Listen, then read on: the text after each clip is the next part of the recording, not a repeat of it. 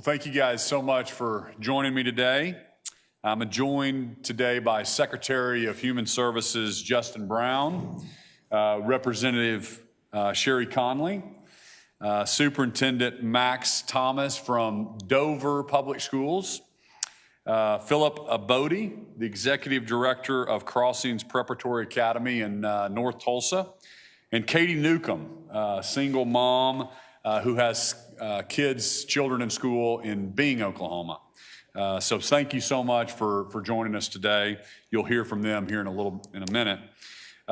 We're here today to announce how we will be using our federal CARES Act funding to support Oklahoma schools so they can open safely and teach students in person this fall.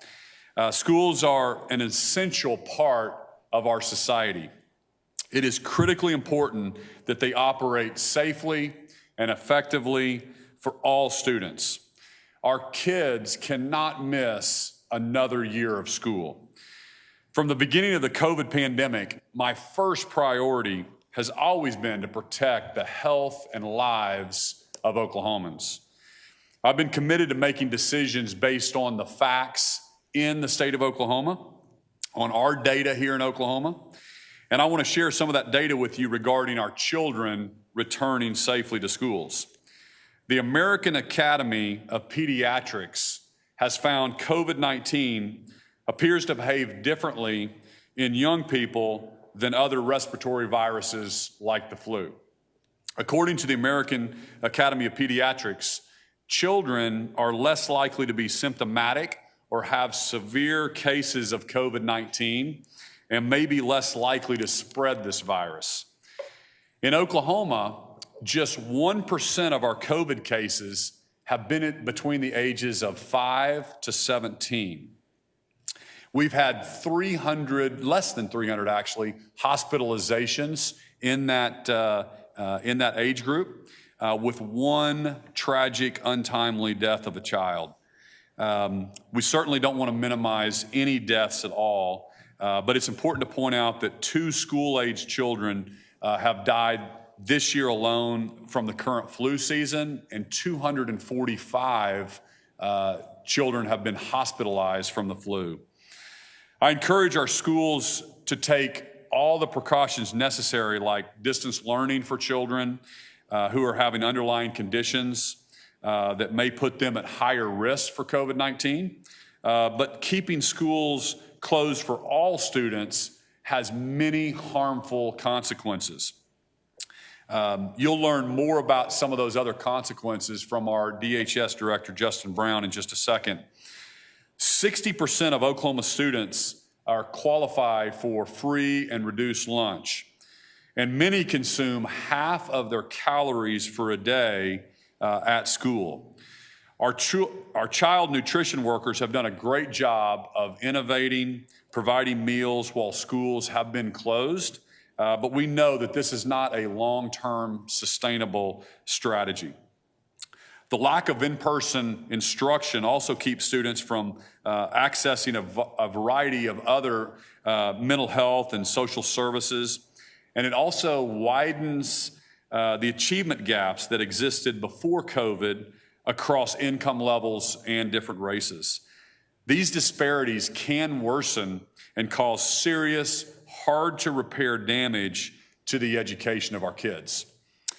To make sure our students and teachers are protected as they return to in-person learning, I am proud to announce that we are committing $10 million from our CARES Act funding to supply Oklahoma schools with the PPE that they need for in-person instruction.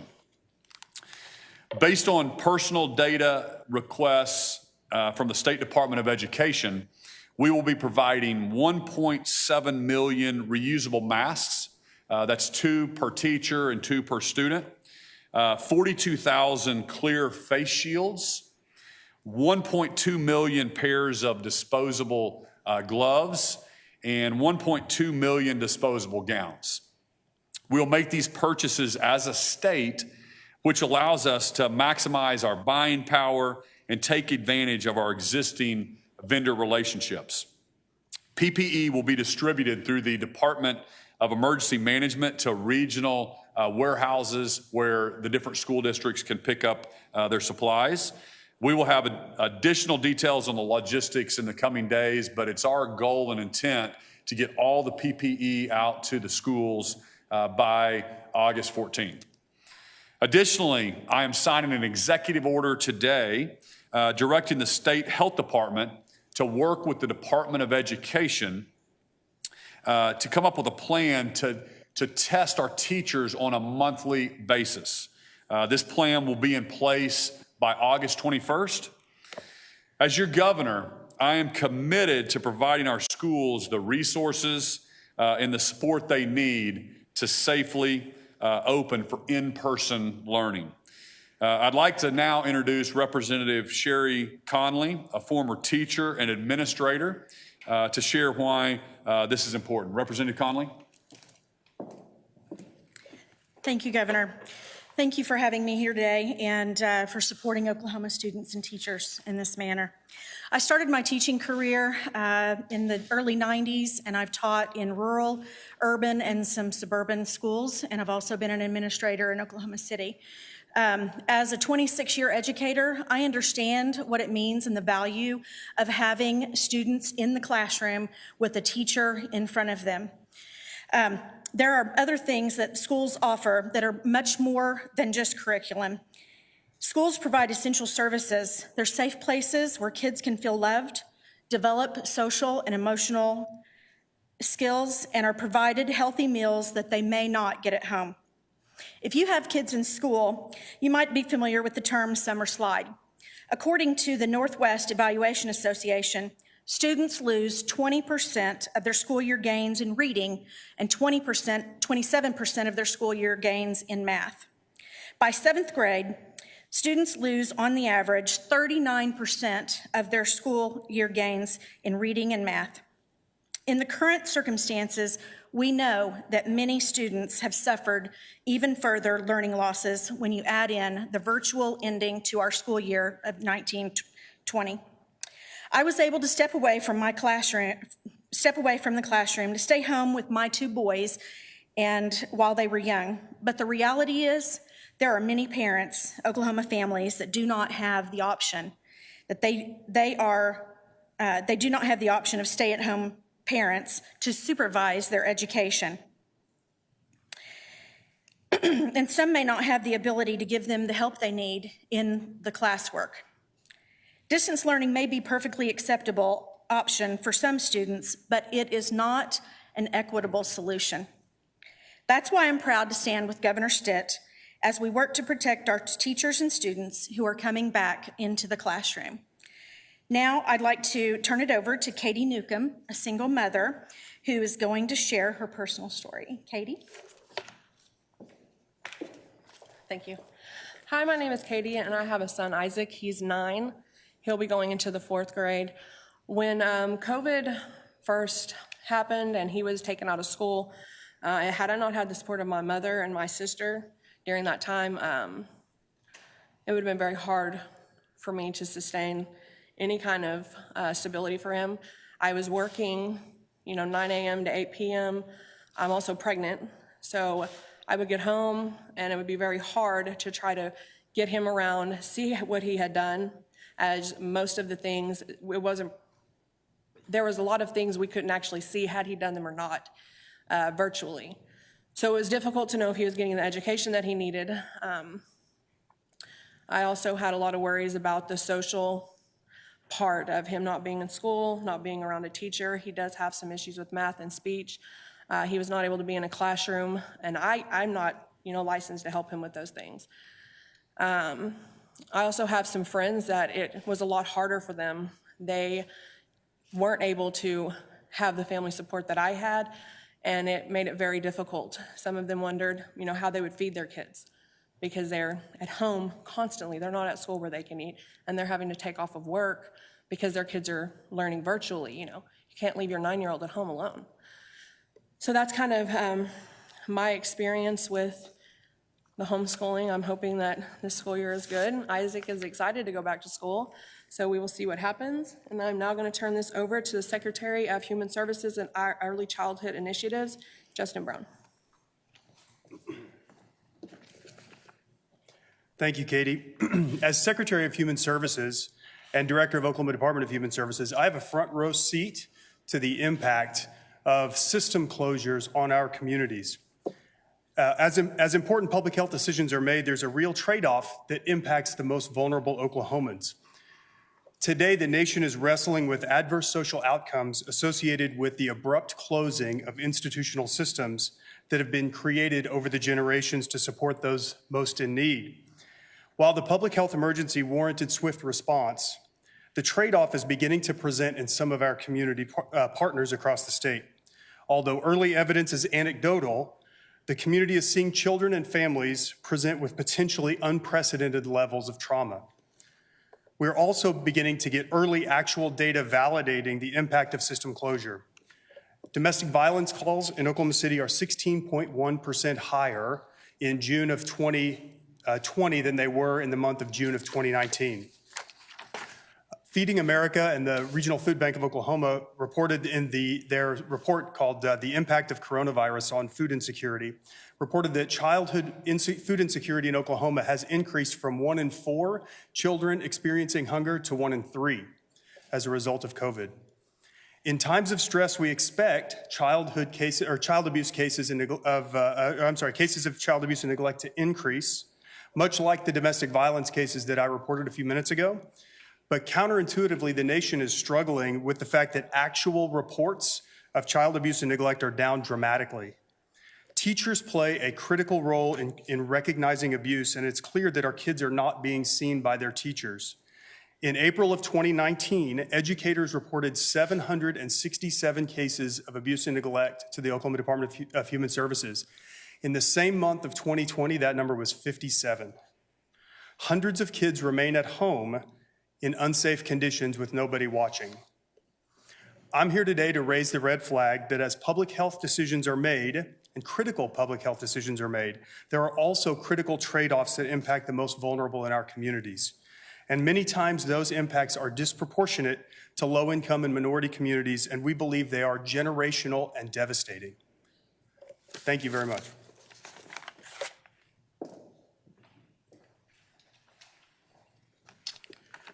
Thank you, Secretary Brown. On behalf of teachers and students at Dover Public Schools in Kingfisher County, I would also like to thank Governor Stitt and Superintendent Hoffmeister and the state of Oklahoma providing us with PPE and testing our teachers and students can feel protected as they return to the classroom. 86% of our students qualify for free and reduced lunch.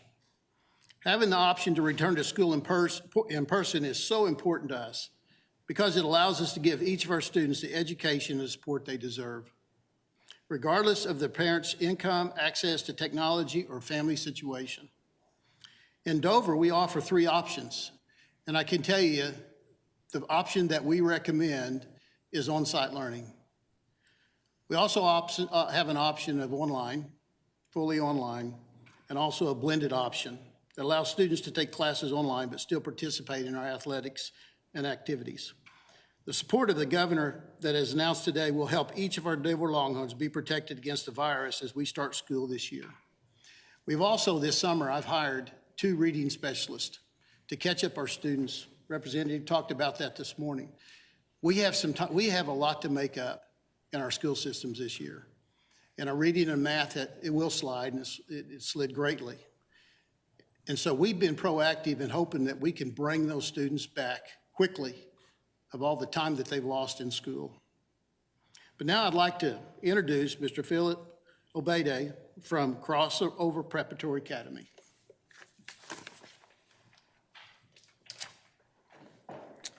Thank you, Superintendent Thomas. My name is Philip Obode, and I'm the Executive Director of Crossover Preparatory Academy. Crossover Prep is a Christian all-male college prep school in North Tulsa. And our school offers a different approach for boys in North Tulsa, and it allows our students to work as teams and learn cooperatively with their peers. We have a strong student leadership culture that thrives when our kids are together in community. And we also empower our student leadership to be able to have a voice in how our school is run day to day. And some of our students come to us without a lot of positive male role models in their lives. And the relationships that they get to build with our mainly male staff won't be as strong in a virtual setting. And a lot of our students come to us not on track to graduate college or career ready. And we know that in person, our young men will learn faster. And so with our small class sizes and with proper PPE, we're really looking forward to providing our students with a great education this year. And I just want to echo the previous speakers and thank Governor Stitt for providing solutions to allow us to be in person, safely in person, and to allow us to continue our fight against the achievement gap that exists in our educational system.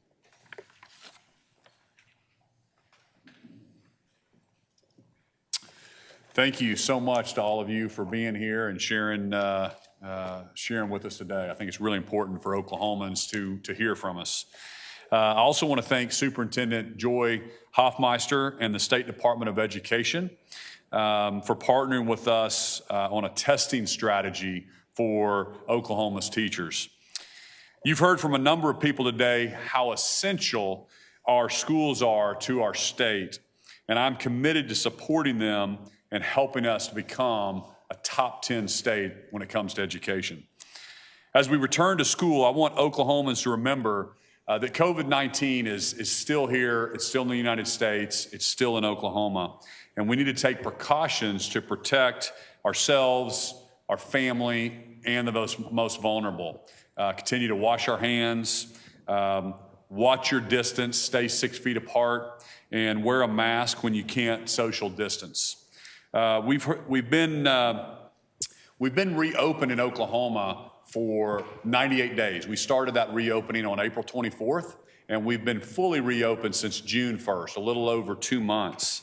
Our kids have been playing youth sports, doing other activities throughout this entire summer. And online instruction does not reduce the chance of exposure outside the classroom. If schools do not open in person, it is not feasible to think that students and teachers will stay home and will not come in contact with anyone else. Again, I'm proud to announce our PPE and our testing assistance for our schools. I want to thank specifically Director Mark Gower with Emergency Management for the logistical support that they're helping to get this out and delivered to all of our different schools, to Superintendent Hoffmeister, and to all of our teachers across the state of Oklahoma who are ready and willing to step up and provide the essential in-person instruction our students need this coming year. So thanks for being with us. We'll open it up to a few questions for myself or any of our panelists. Yes. Hi, yes, I have a quick question on Superintendent Hoffmeister. Was she invited today? I know you mentioned you thanked her for help with the testing strategy, but was she invited to be here today? Yes, she was. We've heard a few plans already from school districts like Oklahoma City, and Oklahoma City, for example, is going to be virtual the first 9 weeks of class, and keep an eye on the numbers. Do you think that was the right call given the current situation with COVID numbers? Well, obviously, we're here talking about the benefits for in-person school. We need to take this, we need to provide, I love what the Dover superintendent was saying, that he's providing several different options for his students. I think that's the best way to do it. So we're keeping the most vulnerable safe and providing some online options, but also in person. We know there's consequences without having in person, so I would love to see every school district in person, but we believe in local decisions. And so that's why we're leaving that up to the local school boards that are elected and the superintendents that are elected and hired, and they have to make those decisions for their community. Yes, sir. Governor, one question is a bit more on kind of individual districts choosing how they reopen. Just one in district in particular I'm thinking of on Tuesday, Edmond Public Schools announced that they will be opening for a partial week with just only 2 days of the week, and they're doing so on the health department's recommendation, or actually that State Department of Education's recommendation, which is through the Health Department. So what do you think about those decisions to open partially or to not open at all, as we've seen in fewer districts? I don't know exactly what they're talking about on the State Department's recommendation or the school or the State Department of Education's recommendations, because the State Department was leaving that up to the local school districts. It was the State Department of Education recommended based on the kind of county by county alert map that the Health Department put out, and has to do with just local infection rates. Should school districts be looking to open by any means necessary, or should they be following the infection rate? I think specifically on Edmond, they are opening and giving some options to kids in school. I think they're doing an A and B. They're dividing everybody in A and B, and Monday, Tuesday. If that works for the local districts in Edmond, and they're going to answer to the students and the parents in Edmond, then we're going to be supportive of Edmond's decision on that. Dover has different situations. Hollis, Oklahoma has different situations. Jinx, Oklahoma has different situations. We're going to leave that up to the local school districts to decide. But we're trying to point out there are consequences to not having school and having kids in the classroom. And so it is my preference. I think it's everybody's preference that kids are in the classroom learning from teachers. I certainly think that's the best for students. And we don't want our kids to miss another school year. Governor, have you or your team or whoever wound up with the money that was announced the other day at 4:45 on Friday, some of the education dollars, have you figured out what the poverty thresholds for those applications are? You know what I'm talking about? We're talking about the money that individual parents can apply for their students. You know, there were 3 pots of money that were given out, and off the top of my head, I forget the name of the programs. You know what I'm talking about? Yep. We've got a guy in here that can answer that. You want to come up here and answer that? Oh, look, there we go.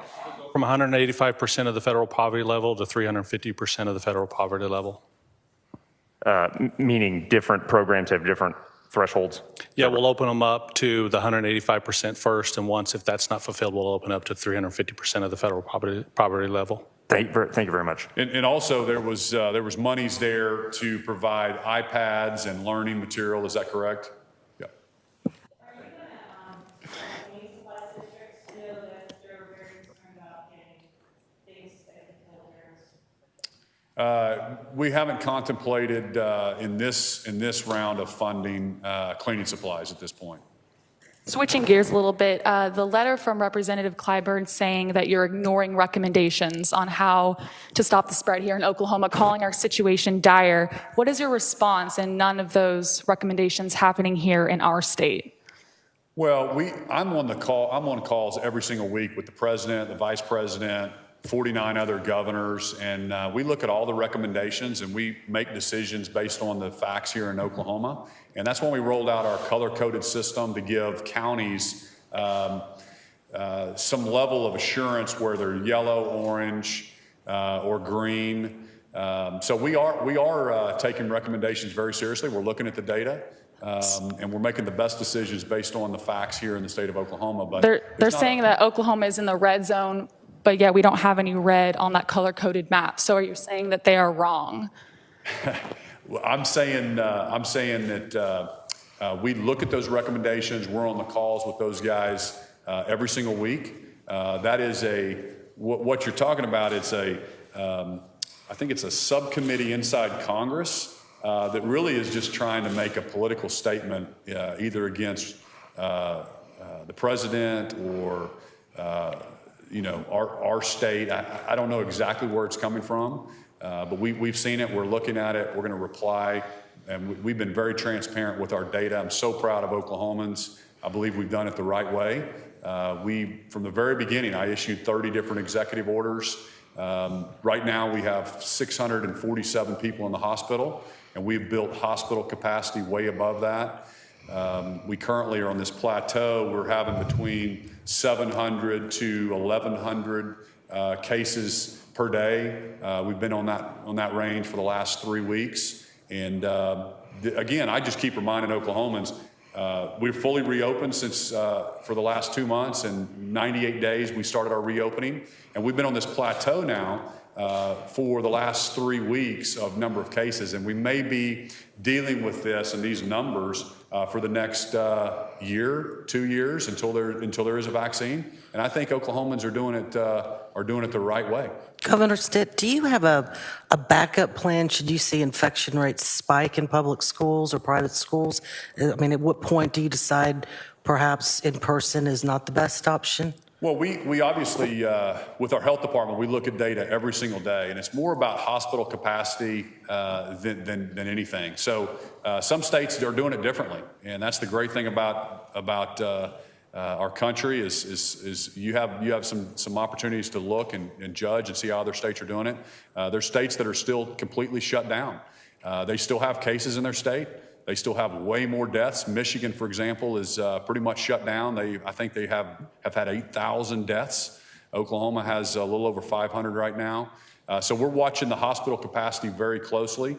And if we see in a 14-day period, we would have to have about 2,500 cases per day for a 14-day sustained period before we would start going up to around 1,200 people in the hospital. So we would have some runway to start making adjustments back. Some of the recommendations that other states are doing would be bars closing down, would be reducing capacity in restaurants, in-person dining. So those are always triggers that we can pull. But again, we flattened the curve back in March and April, and if you remember, the epidemiologists were predicting 5,000 people in the hospital as early as April. It didn't happen.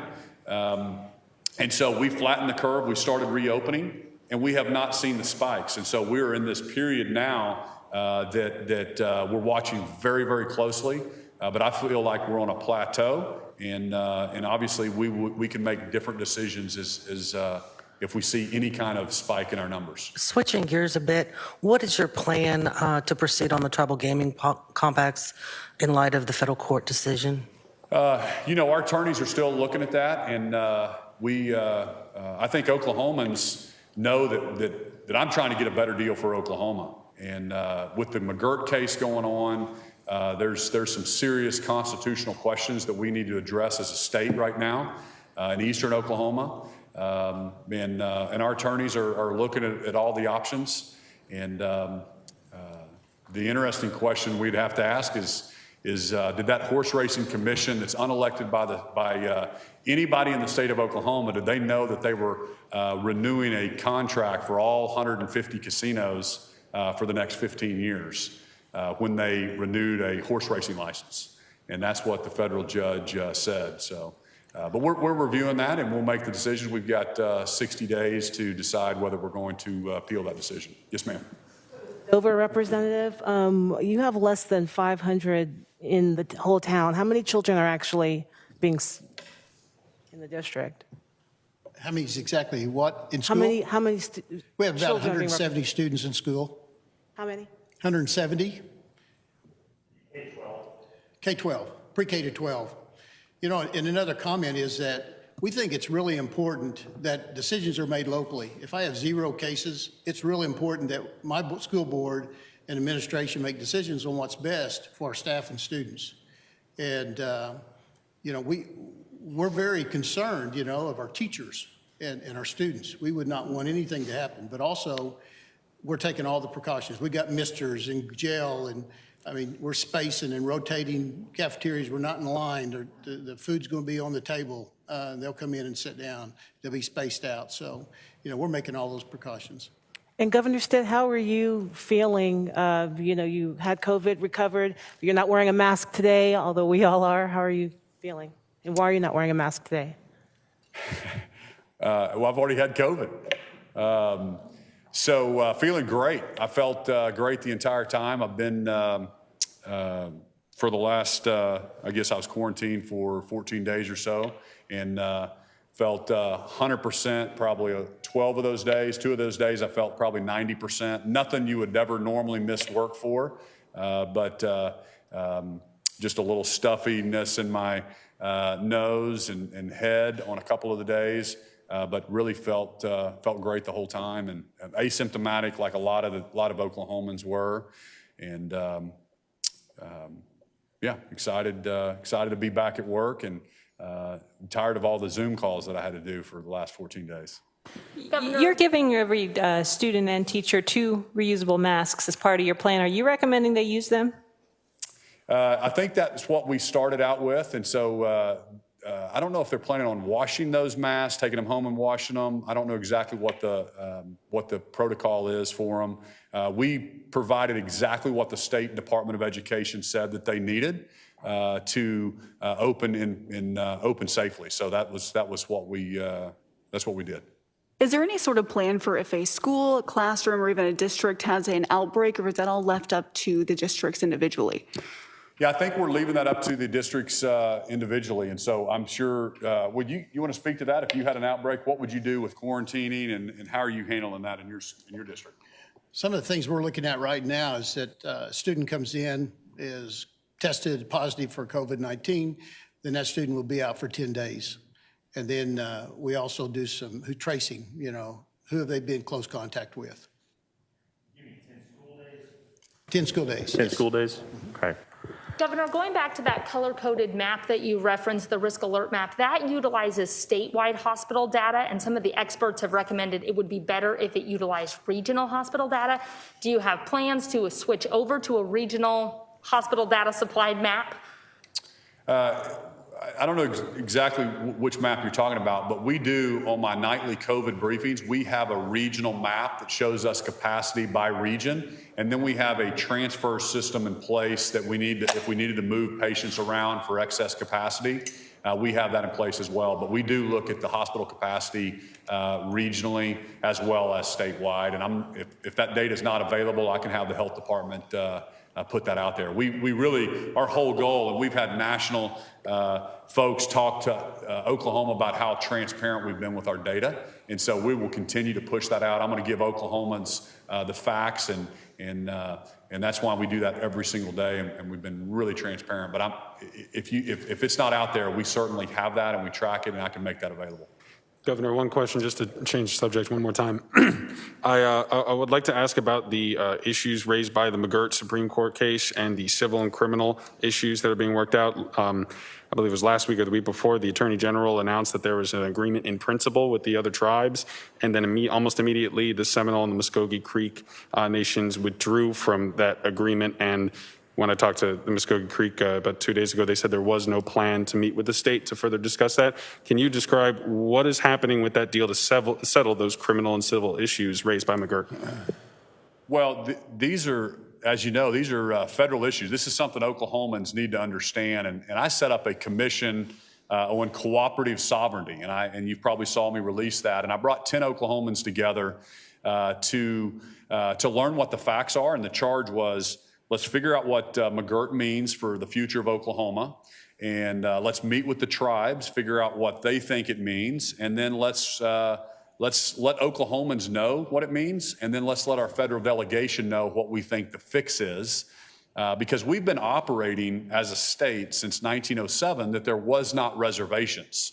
That's when we voted on our Constitution in 1907, we all agreed. The President of the United States at the time, Theodore Roosevelt, approved our Constitution, and we've been operating as that governs the laws of the state of Oklahoma. The McGirt case basically said that there's reservations that exist. So I have state agencies. I did an executive order, and I told every state agency they need to report what that means for their state agency, what it means for DHS by going in and removing kids from an abusive situation on a reservation, because it's considered reservation now.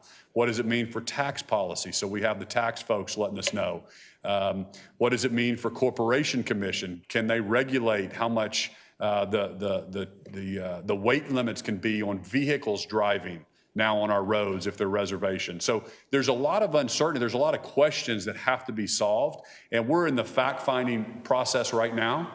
But it's something Oklahomans need to become more aware of. I would encourage the media to become more aware of it, to report what that means. And then the commission will be releasing a report and meeting with the federal delegation, because ultimately Congress has to fix this. We just need to know what the rules of the road are, because businesses need certainty. And if we want businesses to locate in Oklahoma, they have to know what the rules are to locate here. So for us to be and gain the potential to be the state we want to be, we have to learn what the rules are. In one,